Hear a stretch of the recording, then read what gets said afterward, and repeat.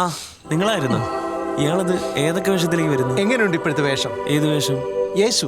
അതെ എന്റെ പൊന്നണ്ണ, ഞാൻ ഒരു കാര്യം പറയട്ടെ. ഈ മേക്കപ്പ് ഒന്നും ഇടാതെ നേരിട്ട് വന്നിട്ട് നിങ്ങൾ യേശു എന്ന് പറഞ്ഞാൽ ഞങ്ങൾ കൺവിൻസ് ആണ്. വേറെ പ്രശ്നമൊന്നുമില്ല. എടാ 1.5 മണിക്കൂർ നന്നായിട്ട് മേക്കപ്പ് ഒക്കെ ചെയ്ത് ഡ്രസ്സൊക്കെ ചെയ്ത് നിന്റെ അടുത്ത് വന്നിട്ട് നിനക്ക് മനസ്സിലായ? ഇല്ല. പിന്നെ മേക്കപ്പ് ഇടാതെ ആരെങ്കിലും വിശ്വസിക്കുവോ? ഈ മേക്കപ്പിലും വേഷത്തിലും ഒക്കെ അല്ലേ കാര്യം. അത് കറക്റ്റാണ്.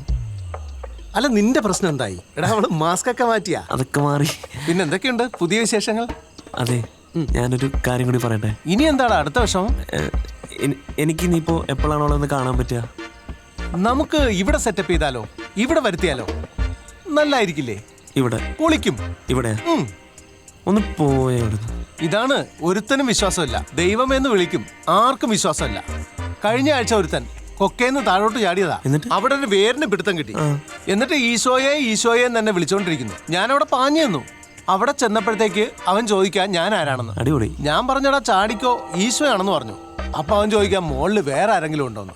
ഉണ്ടാ മുകളിലാരെങ്കിലും? എനിക്കറിയാൻ പാടില്ല, ഞാൻ അവിടെ നിന്ന് പോയില്ലേ.